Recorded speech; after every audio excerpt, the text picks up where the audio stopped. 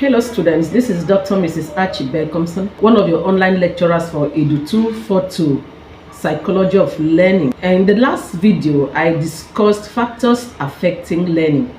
I talked about personal factors and affective factors. Today in this video, I'm going to be discussing psychomotor factors, and I will talk about just one of the psychomotor factors, which is study habit.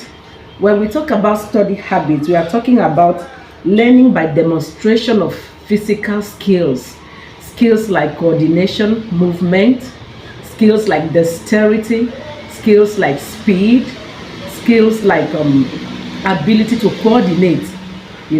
Learning cannot just happen without the student performing some physical activities. And most of these physical activities are done with your hands, you do with your leg, with your entire behavior. Something like drawing, like writing, like coloring, something like looking for the right environment to read. For a student to learn effectively, he or she must employ some study habits. Study habits are varieties of behavior, from the amount of time you spend to the environment in which you have designed for your learning. Every student has a unique study habit. For a student to be able to learn effectively, he must display some skills. He must display or put in place some strategies that will help him learn. While some students like to read in a serene environment where there's no noise, some students can read even in the midst of noise. Some students can read where there's music. Some students can read when others are making noise and disturbing, while some students may not be able to read. And some other students learn they learn by cramming, while some other students may not be able to cram. Some other students will, try to jot down the salient points and then study them, while some students would like to read the whole volume of the learning activities. These are study habits. Some students may want to read with their earpiece in their ears while they are listening to music they are reading, while some other students would like to hide themselves in a very quiet environment to read before they can understand. Some students during reading, they like to chew gum to keep them awake, while some other students like to take coffee. That's study habit. While some other students would like to put their legs inside water, cold water or warm water, depending on which they prefer. That is their study habit. So study habit it refers to the strategies every student or any student puts in place to make sure that learning takes place. And study habits can either, your study habit, depending on how well you articulate it, can make learning possible, while some other study habits can hinder learning. So learning can happen depending on your study habit. Some study habits cultivate learning, while some study habits destroys learning or reduces learning. So that is study habit for you. Now we are going to be discussing environmental factors affecting learning. Number one is school location. The school location refers to the location where teaching and learning takes place. It is the physical or conceptual setting in which learning activities are deliberately carried out. Some schools are located by the marketplaces, while some are located on the mountain. Some other schools are located by the river bank, while some other schools are located in rural settings, some in urban centers. Where, depending on where your school is located, will determine whether learning will be smooth or it will be difficult for students to understand their teachers. Take for instance a school located by the marketplace, where the noise from the market hinders smooth concentration of the students. It hinders the students' understanding because of the rowdiness of the marketplace. The student may not be able to understand the teacher. They may not be able to hear what the teacher says. They may be distracted by the noise coming from the market centers, and that might hinder learning. If the school is located on a hilly place, where the students have to climb the mountain or climb the hill to get to where the school is located, it makes it very difficult, because the students, before they get on the mountain or up the hill, they get exhausted, they are tired, they are worn out, and as learning is taking place, instead of concentrating, they are sleeping. Some schools are located by the riverside, and by the riverside you have some very attractive features that might serve as a distraction to the students' learning. Instead of the students concentrating on the teacher, they might be, focusing attention on the waves of the river or some beautiful features. Some schools are located in urban centers, and such schools might be advantageous or disadvantageous to school learning. Let's say, for instance, a school that is located near a factory. The noise from the factory machines or industrial aerosols may pose some danger to the health of the students. So that is why school location equally matters when it comes to school learning. Talk about topography of the environment. We are talking about the terrain of the school location. When the school topography is very rough, it becomes dangerous for the students, especially during extracurricular activities. As they are playing around, they can get injured, and then it becomes a problem. Then we talk about the distance. If the school is located on a far distance, the students have to trek miles away from home to get to their schools. That becomes difficult also because they get tired, they get exhausted, sometimes they are hungry, and when they get to school, instead of learning, they are sleeping a lot. When we have schools located in urban centers where we have a fertile environment, they have all the facilities, they have all the books, they have places of interest where students can go for excursions, they have places of interest where students can attend, maybe extracurricular, or can go for extracurricular activities. That can make learning interesting because the students are excited, they are exposed to new knowledge, they are exposed to new things as they go out of their school. So environmental enrichment, when the environment is rich, with some other, attractive features that can make learning interesting, that stimulates learning and makes the students to learn better. Number 2 under environmental factors is the landscape. When we talk about landscape, we are equally talking about the topography. Even though we had mentioned it while discussing school location, the topography of the school determines whether the school can have difficult infrastructural development or it would be easy to have infrastructural development.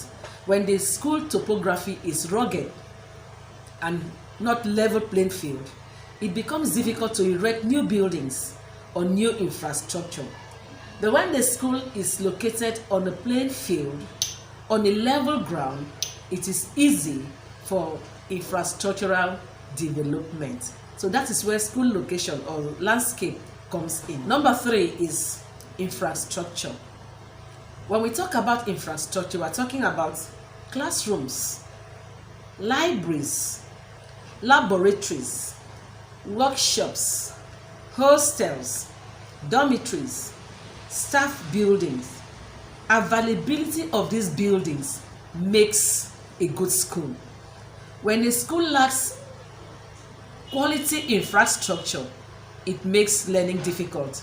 Take for instance classrooms. Where a school does not have adequate classrooms where students sit to receive lessons, it makes it difficult for the teacher to organize his class properly, and it makes the class rowdy because the students are always seen crowded in schools where they don't have enough or adequate classrooms. And then when you talk about libraries, a school without a library will not, help the students develop a reading culture. So libraries are important in a school setting. Where there are no libraries, the students are found wanting because they will not have where to go to, carry out their research or their reading. Then laboratories. When a school doesn't have a laboratory, for instance, a school that is science inclined and doesn't have a laboratory, how then will the students, have some practical lessons? It means the students are only going to, focus on the theoretical aspect of whatever they do. So a school without laboratories is not adequate enough for students training. Then we have workshops. A school is supposed to have workshops where students who do technical courses, receive lectures so that they can be exposed to some practical aspects of what they are taught. When we talk about infrastructure, we are talking about hostels. If the hostels are not conducive for the students, and if they are not enough to accommodate the number of students in the school, it becomes a problem because students need a conducive atmosphere for learning to take place. The importance of infrastructure in school cannot be overemphasized. The availability and adequacy of hostels makes the students comfortable and then stay focused to learn. The fourth environmental factor is equipment and facilities. For learning to effectively take place in school, there must be adequacy and availability of equipment like chalkboard, computers, laboratory equipment, and a good school playground so that the students can have extracurricular activities and other practical activities in the school. So we have mentioned school location, landscape, infrastructure, equipment, and facilities as environmental factors for learning. We are going to look at social factors that affect learning. Number one is teacher-teacher relationship. That means the relationship that exists between teachers. You can imagine that two teachers teaching in a school are not in talking terms. It will bring, contention. It will bring a toxic atmosphere in the school. So how well teachers get along with each other determines how well they accept each other, how well they encourage and support each other, how well they want to collaborate with each other, how well they share ideas that will help them to improve their skills and methods. Teachers who have a working relationship will be able to ask others where they have difficulties and get solutions. Teachers who have a good working relationship will be able to, cross-fertilize ideas. They will be able to bring out innovative ideas together to see how they can help their students do well. They will be able to learn from each other and be able to correct themselves when they make mistakes. When teachers don't have a working relationship, the environment is toxic. They are bound to transfer aggression to the students. And they are bound to, have difficulties in sharing ideas. When teachers have difficulties, they will not know where to go to. They will not know who to ask. Why? Because they don't have a working relationship with others. The second social factor that affects learning is student-teacher relationship. That is, the relationship that exists between the teacher and the student. Where students share a positive relationship with the teachers, they tend to develop positive social and emotional skills that help them relate well with both the teachers and other students. When a student feels safe with a teacher, he opens up. He respects the teacher. He understands the teacher better because he knows and he believes that the teacher knows him. When a student is respected by the teacher, the students will try as much as possible to respect the teacher as well. He tries as much as possible to create a peaceful environment for the teacher that is safe for teaching and learning. When a teacher respects his students, they say respect is reciprocal, right? The students are bound to respect the teacher. The third social factor that affects learning is student-student relationship. That is, the relationship that exists between students. You can call it peer pressure. We know that students in the same classroom oftentimes tend to be of the same age level or maturity level. When this happens, their behavior are bound to affect each other.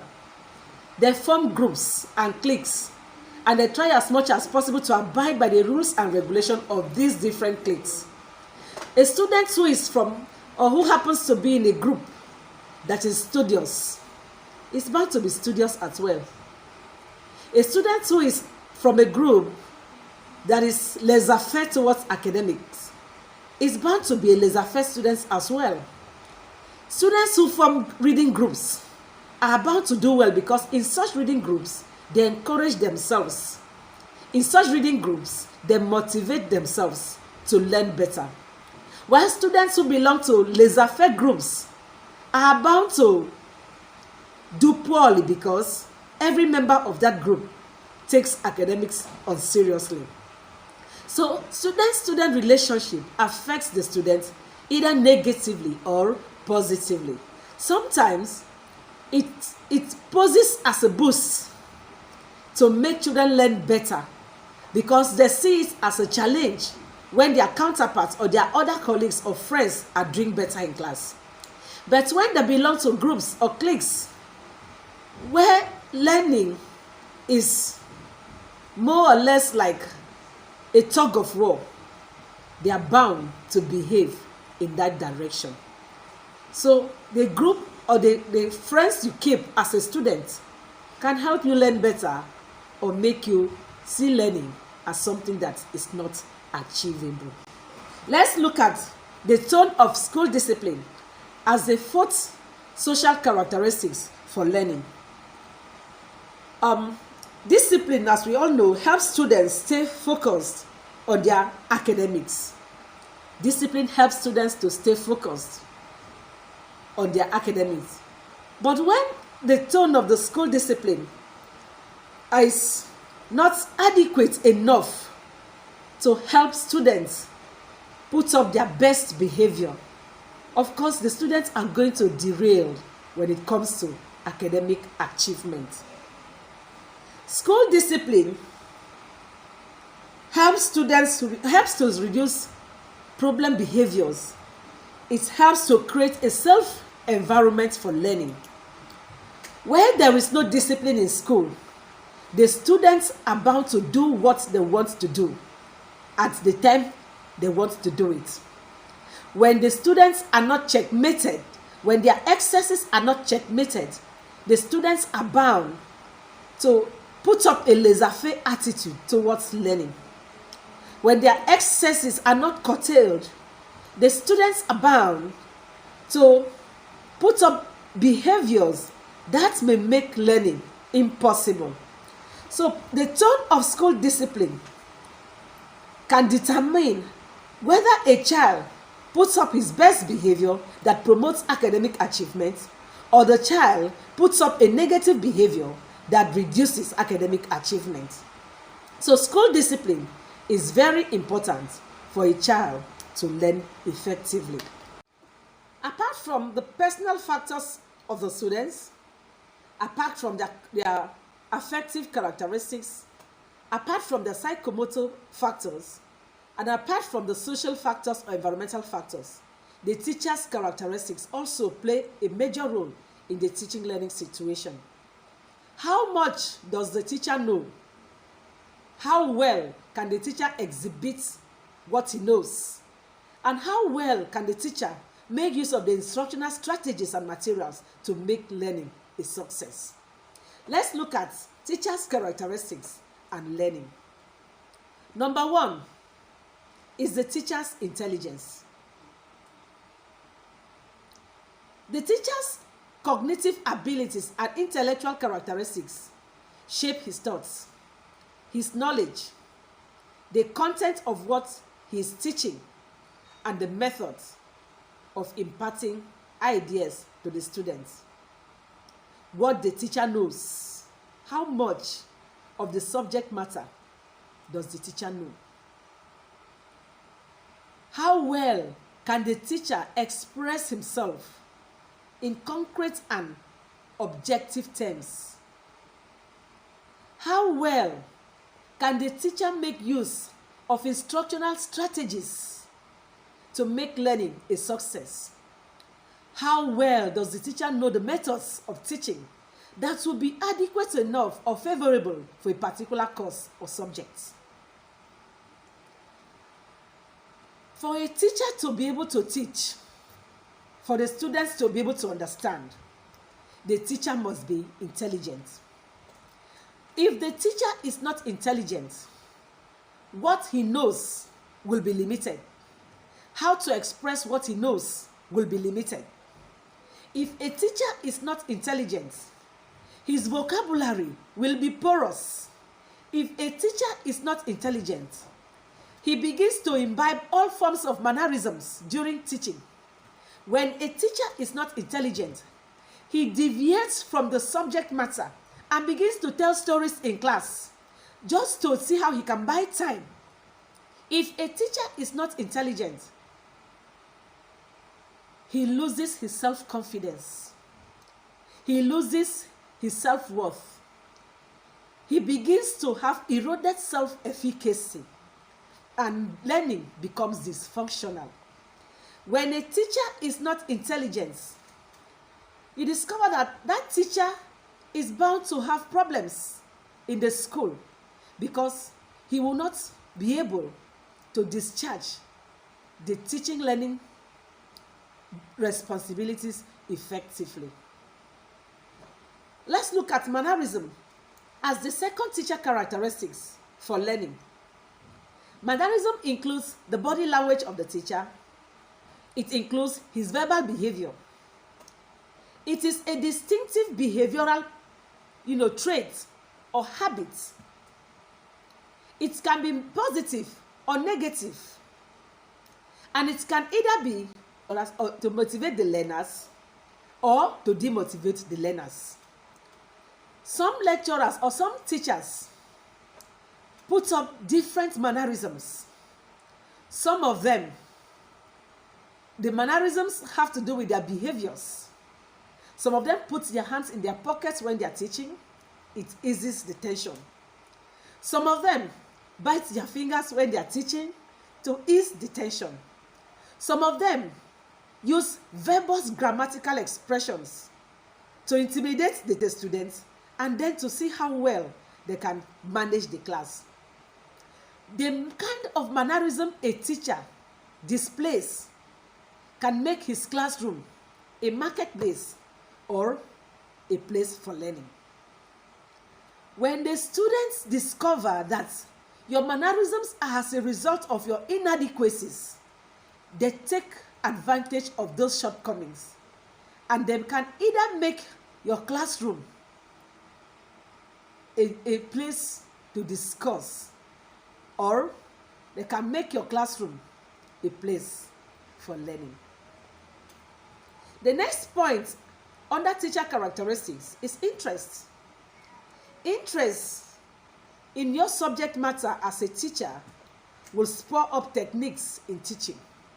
If a teacher is interested in his subject matter, he devises all methods and strategies to make sure that he delivers his teaching. When a teacher is interested in his subject matter, he is passionate about what he does. When a teacher is interested in his subject matter, you discover that he is interested in how much he delivers and how much the students understand. When a teacher is interested in his subject matter, he tries as much as possible to ensure that the students get the best out of him. When a teacher is interested in the subject matter, he carries out the basic and necessary research that will help him deliver his subject or his teaching adequately. Then we are going to look at the teacher and the art of teaching. The teacher is not just a teacher. The teacher, as he enters the classroom, the students will understand or will know if the class or the teaching process will be interesting or not. A teacher is the one that decides how organized his classroom will be. If you enter the classroom to teach and the students are rowdy, the classroom is disjointed, then it means you don't have a grasp of the students. The teacher dictates the pace. How do you dictate the pace in your classroom? You dictate how well your students will understand by your methods and strategies you employ. The teacher shapes the direction of his teaching process. If your students must be calm, it depends on you. If your students must stay focused, it depends on you. If your students must be interested in your subject matter or your teaching, it depends on you. If your students must concentrate and try as much as possible to respond to your teaching, it depends on you. The teacher sets the pace. The teacher molds or dissolves a person. What do I mean by that? The teacher makes the students. The teacher tries to build what he wants in the students by his teaching approach, by his methods, and by his strategies. The teacher, apart from molding, the teacher dissolves. How do you dissolve? A teacher can make a student who is interested in learning discouraged by his approach and methods. A teacher can make a student who is interested in learning to hate a subject matter or to hate a subject because of his approach and his attitude. A teacher can make a stubborn child to stay calm and focused in class based on the strategies he employs. The teacher has to be manipulative by putting in all your skills and techniques, finding out which one is the most suitable for that course and which one is the most unsuitable for that course. And there's no harm in a teacher employing more than one teaching method in a class to ensure that the students get what he wants, to ensure that he achieves the objective of teaching. The teacher has to be sensitive. He must have a sense of mission. That means the teacher must know first and foremost why he's in the class. If the teacher knows why he's in the class, he must put up his best. He must put up the best behavior and the best techniques to make sure learning is achieved. The teacher must plan his activity for the teacher to get what he wants, to achieve the objectives of teaching. He must plan his activities. Or if his activities are not planned, he's bound to make mistakes. And when you make a mistake as a teacher, the students are going to capitalize on that mistake and make your life miserable. A teacher is bound to respond to the needs of the students, having it in mind that students in your class have diverse needs and characteristics. You as a teacher must do what? Respond to the needs of the students. The teacher as a psychologist must try as much as possible to be a psychological weather maker. Every teacher must be a psychological weather maker. You enter the classroom to teach, and you see a child who is emotionally down. You see a depressed child. You see a child crying. As a teacher, what do? You don't go knocking the child on the head. Neither do you go using abusive words as a teacher. You try as much as possible to find out why the child is crying, why the child is moody. Understanding why the child is crying and why the child is moody would help you go to the root of the problem. That is why you as a teacher is the psychological weather maker. The teacher is a question poser. After teaching, after presenting your instructions, you decide what questions to ask so that you can make the students achieve what you have set up to achieve. As a question poser, a teacher decides what questions to ask to bring out the best from the students. He decides what questions to ask to see how he can, meet the students at the points of need. He tries to ask questions that will make the objective of his teaching achievable. He tries to ask questions that will make students understand the basics of his instruction. That is who the teacher is. So the teacher and the art of teaching is just the totality of who a teacher is and the totality of what the teacher can do to make teaching a reality. Thank you very much. See you next semester.